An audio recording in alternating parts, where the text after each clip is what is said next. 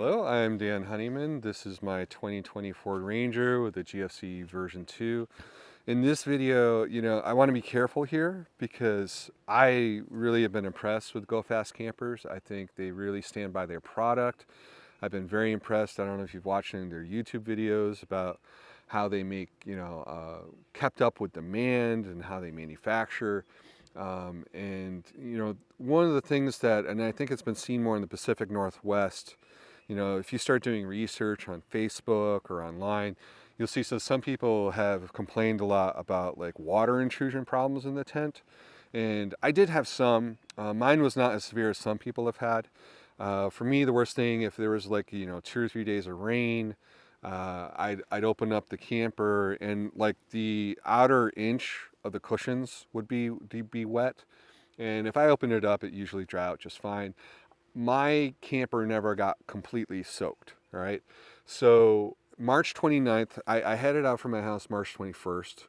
Part of the plan, we were going to do some stuff in South Dakota, which was cool, and on the way. And March 29th, I had my appointment, and they made some improvements. Now, I don't think, I could be wrong, but I don't remember the seal here on the bottom edge of the upper frame.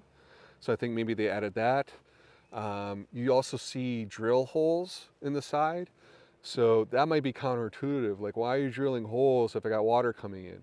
And what GFC did, which I think was super smart, and I'm sure they'll do it from now on, they created a shower enclosure they had like a GFC on different vehicles. They created a shower enclosure, and they dumped 500 inches worth of, quote, rain. They just, like simulating rain. So they did like 500 inches of rain in a day on their vehicles. They tipped it in all different directions because, we're just trying to figure out what was going on. And the drain holes, I think, were, for some people, if you're driving in the desert and it's really dusty, inside there's like a drain channel. And I think for some people what was happening, because the drain holes were too small, it'd get gummed up and then the water wouldn't have anywhere to go and it'd get inside the tent. One of the other things that they did is in the upper frame, they took it apart. So like the white panel, they had like a different way to seal the white panel to the frame. That white panel on the top, it floats because you're gonna have temperature differences. I think that's smart. But they had a better way to seal it. So no rain's getting in between the top of the white panel and the frame that way. I mentioned the sealing. The other thing they did, and we can walk over to Mark's truck, they put these little corner on each corner. There's this little flap that's been glued on because what they found, and it'll be easier to show over on Mark's truck, on some of the vehicles, could be because of the storms, because like it'll get pulled on a little bit and windstorms and stuff. There's like a seam that like goes right down, and if it got pulled apart and the rain's following the corner of the tent, it would pour in that way. So they have these covers, they got the drain holes, the gasket, they redid the white panel on the top. When I was driving home a month or so this was only like 3 or 4 days ago, and I was driving through Arkansas, it was pouring rain. I mean, deluge. Like you had to go slower because there's just so much rain coming down. I was doing 8 to 10 hours of driving a day. I pull in a Cracker Barrel, pop the thing open, bone dry inside. So I am super impressed with the changes that they made. You can kind of see in the front corner, the little stitch seam that I'm talking about. So if that starts to get pulled apart, that's a place where water can pour in. And you can even see there, like I didn't have these holes. Mark's unit was 1919. Mine was 1879. So I think I was just before they started making some tweaks.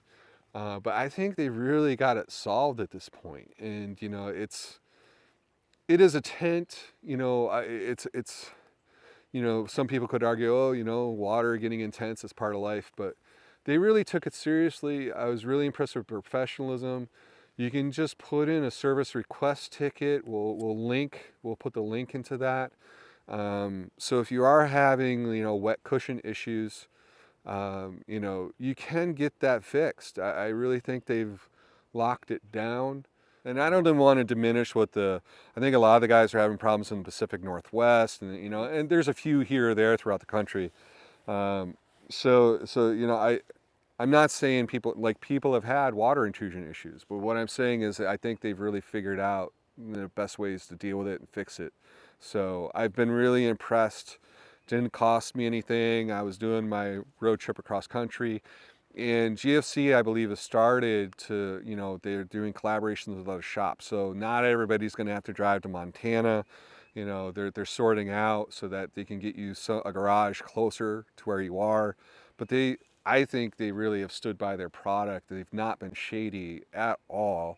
They've communicated clearly on their forum. They've not tried to censor anybody.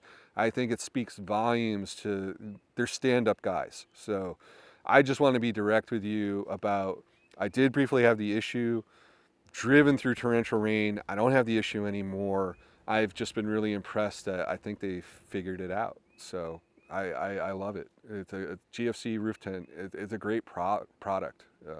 It's awesome.